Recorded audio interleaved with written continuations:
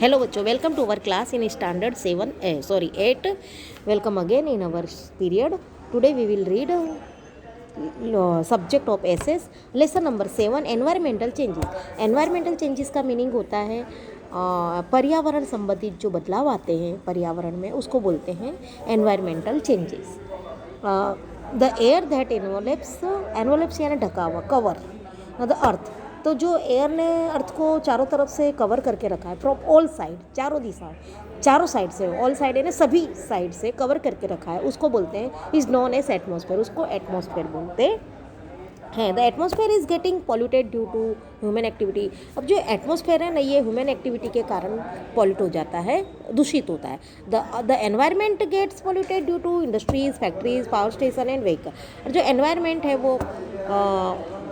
वो इंडस्ट्रीज से किसके कारण पॉल्यूट होता है? Industries, factories, power station and vehicle. देखो दोनों अलग है तो मैन मेड ही दोनों.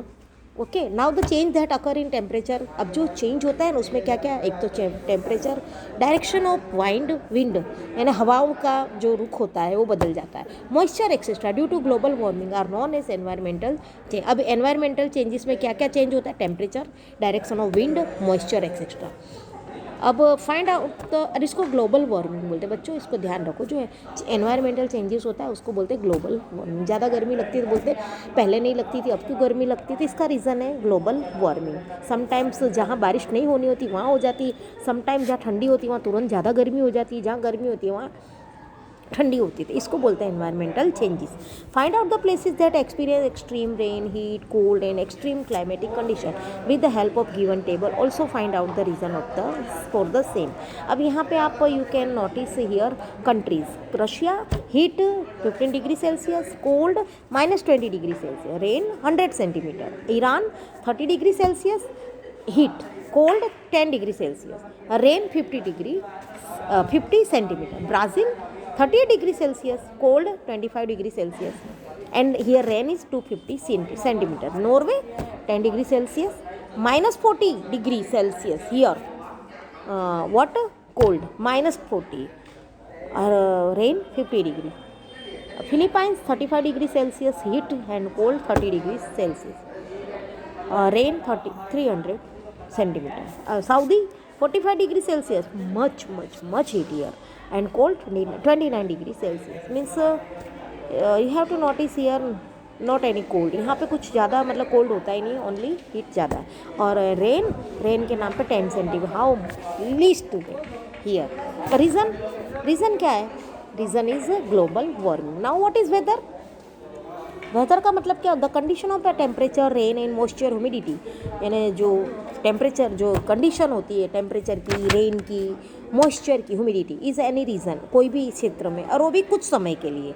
ए particular point of time is known as. कुछ समय के लिए जो बारिश आती है, मॉइस्चर होता है, टेम्परेचर हाई लो होता है, कुछ समय के लिए, उसको बोलते हैं वेदर. तो बच्चों वेदर और क्लाइमेट और वेदर में दोनों में बहुत डिफरेंस है. आपको मैं क्लाइमेट के बारे में बाद में बताऊँ. Okay, now what would be the weather of this place?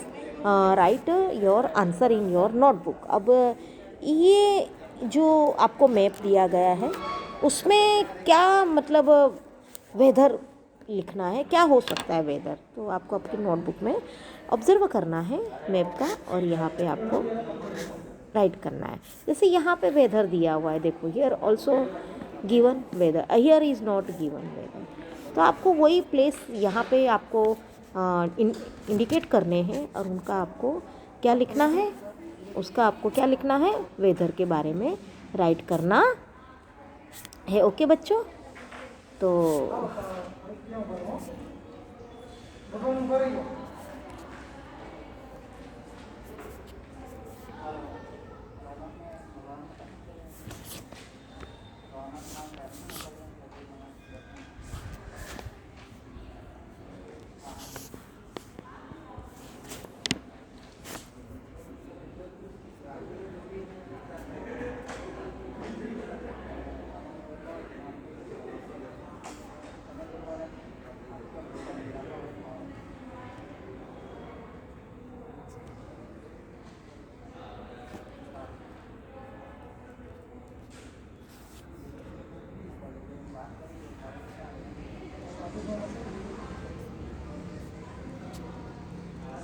Sorry बच्चों, सम disturbance here.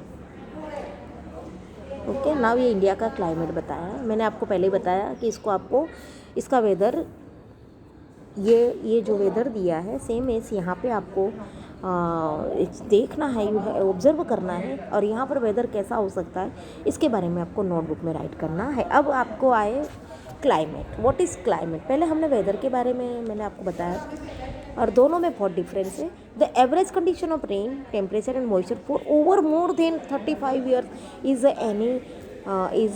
In any is known as climate. अब एक ही कंडीशन, चाहे वो रेन की हो, जैसे temperature and moisture for more over 35 years is any is known as climate. Weather हमने क्या बोला था, कुछ समय के लिए होता है, लेकिन जो क्लाइमेट होता है ना, मतलब पर ईयर, एवरी ईयर उसी समय पे बारिश आएगी, रेन का मतलब सीज़न, मतलब on that time, regular time पे जब सीजन होती है, 3 सीज़न एक्सपीरियंस करते हैं कोई भी क्षेत्र में, तो उसको वहाँ का क्लाइमेट कहा जाता है। वो भी 35 ईयर्स तक। और अगर 35 ईयर्स के पहले अगर ये चेंज हो जाता, समटाइम्स कहते हैं ना कि पहले बारिश इतने टाइम शुरू होती थी, अब इतने टाइम शुरू होती है, तो ये मतलब अब जब चेंज हो जाता तो उसको बोलते हैं व्हाट इज़ क्लाइमेट। तो क्लाइमेट मतलब 35 ईयर्स तक जब रेगुलर जो टेम्परेचर रहता है उसको बोलते हैं क्लाइमेट। और वेदर कुछ समय के लिए रहते हैं। Here is something seen of greenhouse effect. Greenhouse जो होता है बच्चों, मैं आपको उसकी इफ़ेक्ट बताऊंगी, और ग्रीन हाउस की इफ़ेक्ट क्या होती है मैं आपको ये रहा greenhouse. Here you have to seen picture. And greenhouse farming होती है ग्रीन हाउस की।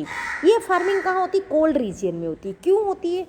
आई am saying okay now, greenhouse farming countries with the cold climate receive less heat from the sun. अब जो cold climate की countries होती है वो सन से उनको कम वो मिलती, क्या मिलती? गर्मी कम मिलती। वो लोग गर्मी सन से उनको क्या मिलती? Receive less heat. तो this hampers the growth of plants and vegetable. तो ये जो एक ये हैम्पर से नमूना बताया गया है, ये वेजिटेबल्स और प्लांट्स को उगाने के लिए ग्रीन हाउस फार्मिंग की जाती है। Hence arrangement are made. अब इसका अरेंजमेंट क्या होता है मालूम है? Arrangement are made to accumulate adequate heat from the sun. Accumulated ढेर लगा देना, है ना, ज़्यादा मतलब योग्य हो, समर्थ हो किसका? सन से जो मतलब मिलता हो क्या? हीट।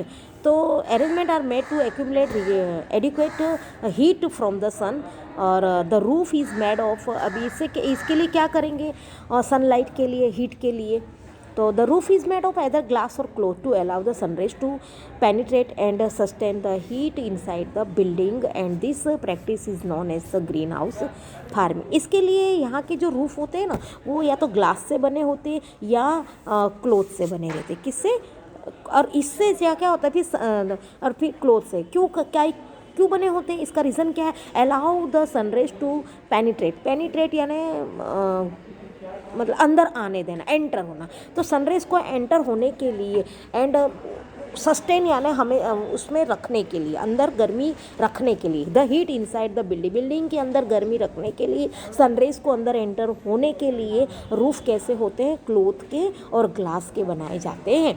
एंड दिस प्रैक्टिस, अरे इसको बोलते हैं ग्रीन हाउस फार्मिंग। बच्चों देखो, आप कभी समटाइम्स आप अपने ठंडियों में आप थोड़ी देर के लिए 10 मिनट के लिए अपना मुंह एकदम कंबल से ढक दो, ब्लैंकेट से ढक दोगे, तो क्या होगा? What will you feel?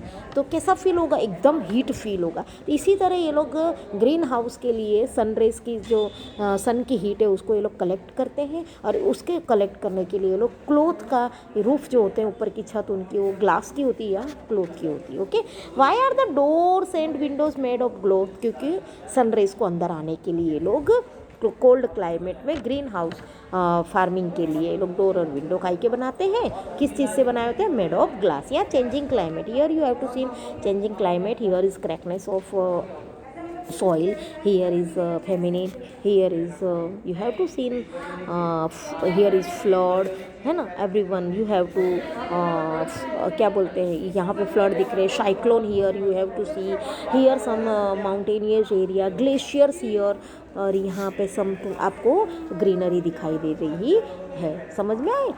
Okay, now here changing climate. Write one sentence about each of the picture given above in your notebook. What is global warming? Global warming क्या है? Global warming refers to an unequal and continual rise in the average temperature of Earth climate system due to the greenhouse gas. एक green house gases है ना, इसकी वजह से बहुत असर होती है किसमें?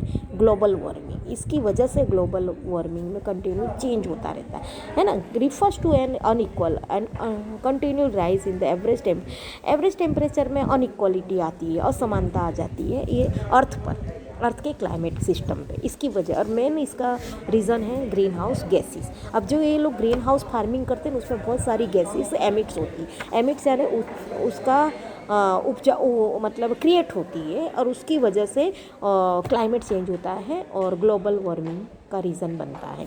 It occurs when certain gases in the atmosphere infrared radiation UV rays यानी। अब ये समटाइम्स ऐसा होता है कि कुछ इसके कारण कुछ गैस ऐसी होती है जो एटमॉस्फेयर में मतलब फैल जाती है, समझ में आया? और ये एक तरह से मतलब इससे क्या होता है कि रेडिएशन पावर जो होता है वो मतलब एंट्रैप यानी फंस जाना, और इन्फ्रेटेड यानी एक तरह से मतलब ये इसका जो रेडिएशन होता है, जो विकिरण मतलब जिसकी जो क्या बोलते हैं रेडिएशन यानी जो किरण होती है ना उसकी, तो वो ज़्यादा प्रबलित हो जाती है, ज़्यादा तेज अल्ट्रावायलेट जो रेज होती है वो ज़्यादा प्रबलित हो जाती है। उसकी वजह से ये क्या होता है कि एटमॉस्फेयर में ये कुछ गैसें होती है ग्रीन हाउस इफेक्टेड, वो एटमॉस्फेयर में क्या हो जाती है? फैल जाती है।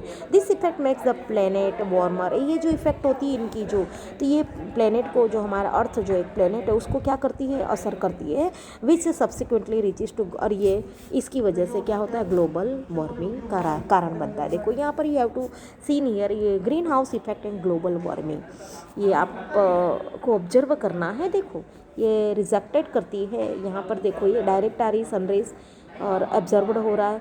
अब यहाँ पे देखो escaping radiation absorb by atmosphere and earth, कैसे एब्जॉर्ब कर रहे हैं? एज ऑफ एटमॉस्फेयर की एज ही सही है।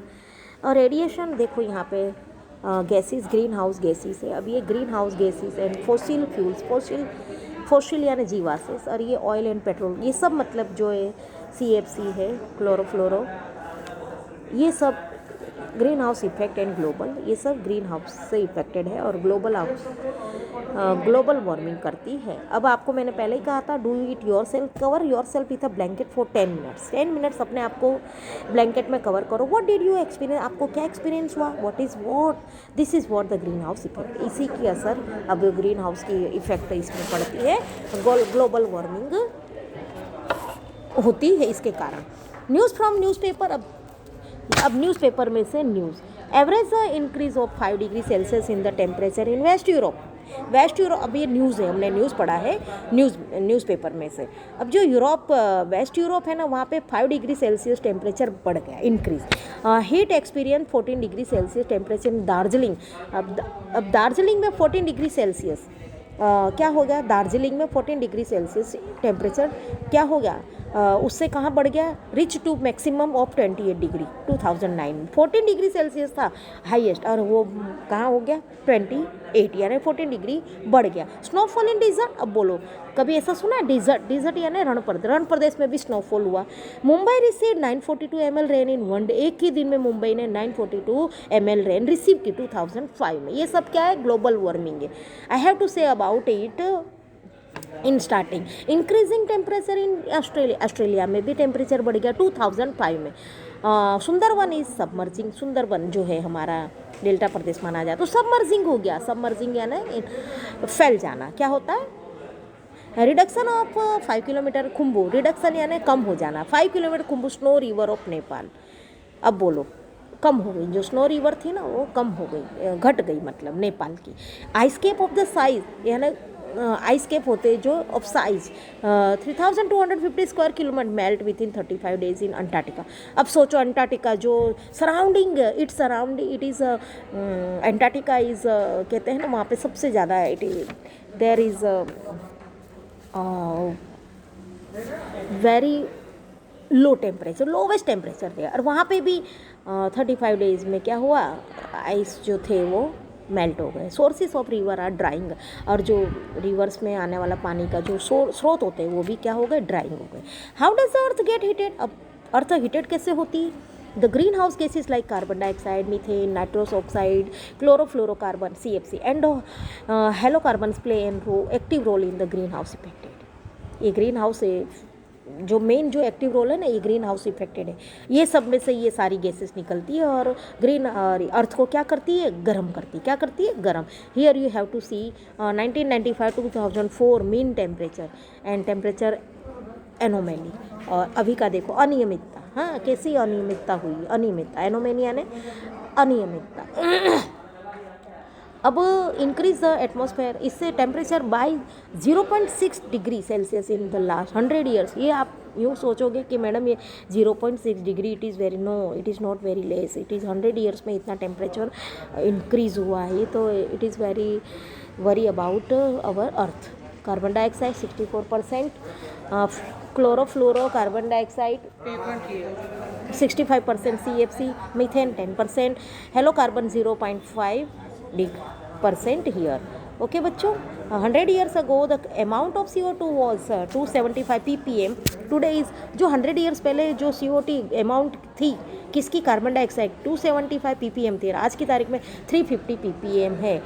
And ppm means part per million. For example, 280 ppm is equal to 0.28%. Now student, I am finishing this lecture today now, and I will this lesson is continue, I will complete in next period. Okay बच्चों, bye.